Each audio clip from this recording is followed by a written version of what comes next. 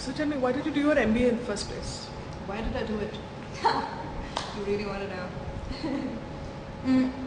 Well, I did that because I wanted to be financially independent, and of course, this is going to go on record, really. I actually was running away from getting married, the pressure of marriage. Okay. Yeah, but that was building up, and I was not mentally prepared to get married yet. I wanted to do something in life. So, of course, so that was the other reason. Apart from that, I wanted to do something to be financially independent. So yeah, these are the two reasons. Okay. And of why? course, I figured the education would be the only way that I would kind of keep the pressure at bay.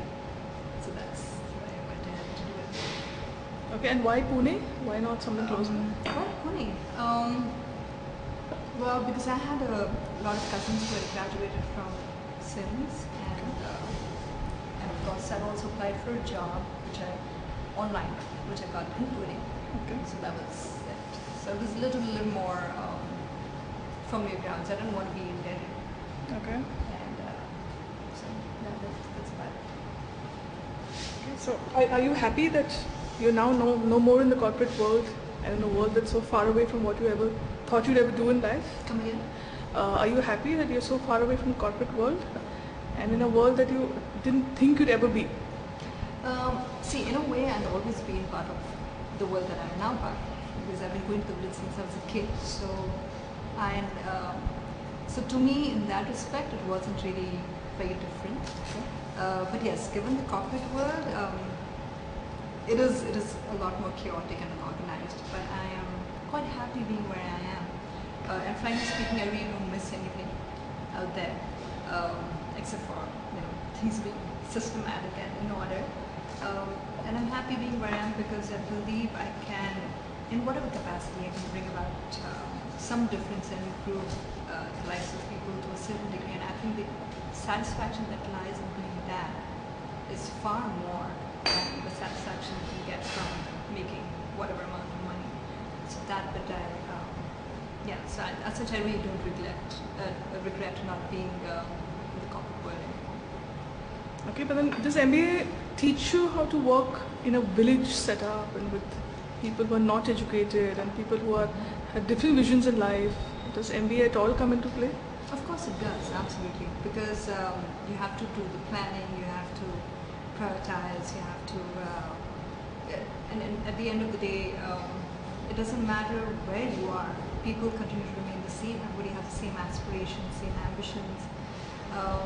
Corporate world or business houses, for example, where you have manufacturing units, it's not necessary that everybody you're dealing with is educated to the same degree. So to differentiate on basis of that parameter, I don't think it's a very fair parameter to differentiate rural India from urban India. And I think that is what is sad about our nation, the fact that we see these two worlds as such completely different and opposite, not opposite, as such different worlds, that I think that dichotomy in itself is what has our nation suffer the way it suffers, especially in rural India, because people just think of it as an alien land, and that pains me to a great extent. But like I said, at the end of it, our roots, for all of us, irrespective of which part of the world we are in, even within urban India, our roots heal from some village or the other.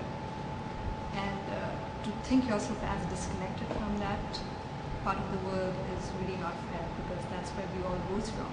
That's what the pride of India was up until quite recently, where farmers were looked up to.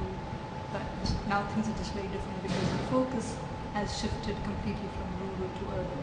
Of course, in certain areas within India, you hear of rural India having done well, Panchayat Raj doing well, but the way I see it in the area that my village falls in, it's in a bad state. And I think more educated people need to come forward to help in whatever capacity they can.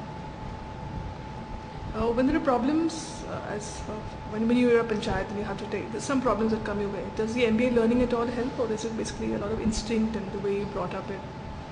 I think it does help. Like I said, planning, etc.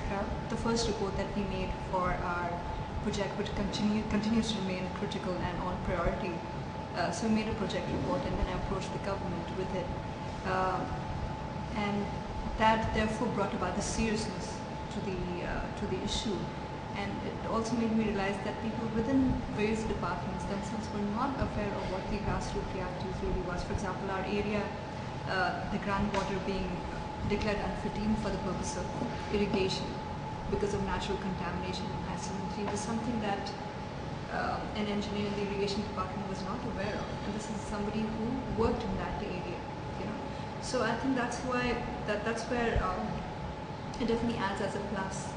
It helps you prioritize, it helps you plan better, it helps you look into the sustainability aspects of the various projects that you wish to undertake. And I think just provides you a larger scope and a larger horizon, even when dealing with the government officials or outside of the government, because we also need support from outside of the government, because the government schemes and have their own limitations. And to be able to do so, the process of approaching a corporate world or a business house is not very different, even if you're in the rural sector. But so I think having had that qualification kind of gets me on the same page that a corporate individual would be expecting when I go to them for the CSR funding or I go to an NGO. You know, so I go with the reports. It makes things a lot easier for them to understand where my village is coming from and what our panchayat is seeking from.